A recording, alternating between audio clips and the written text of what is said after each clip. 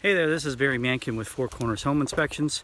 We are here at a river house, if you can see, just outside of Nashville, Tennessee.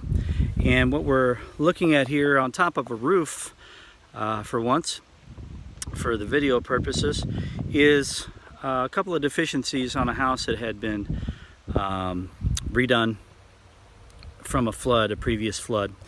And so they built a second level on the home, and for the most part they did a nice job, I think, for a couple of reasons. We're going to take a look at this roof and tell you about a couple of deficiencies.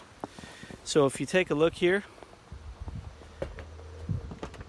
you can see my shadow. Roof looks pretty good.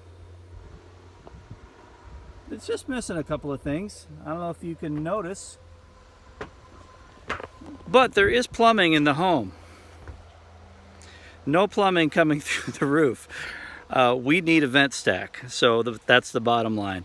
We're required to have at least one, and they did a great job with the roof. They just forgot to put plumbing through the top. So we need a vent stack. We need a certified plumber to come out here, install that. And then preferably a certified roofer as far as the flashing is concerned.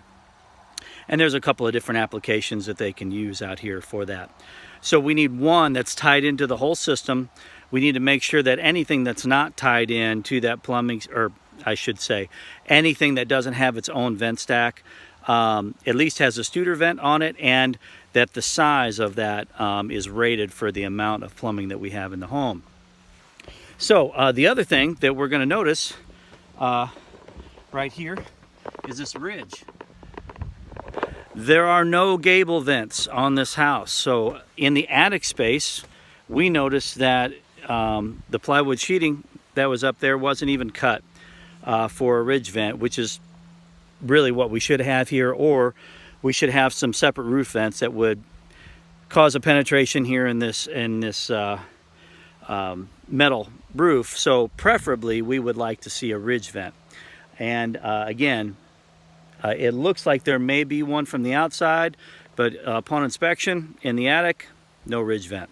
So we need good ventilation, and we need good ventilation for our plumbing. So not just for one system, but there's several different systems that require proper ventilation. And the other thing that we have, with that being said, HVAC lines are in the attic space, and when we're in the front rooms of the home, we can see condensation, and that drywall is just sucking that condensation right up. That's typical when we have a really, really hot attic space and we don't have adequate insulation, both. So, but either one can make that happen. You could have great insulation in just a really hot, unventilated space, and it could still cause that. So that's an indication to look up for those types of things to make sure your systems are in place.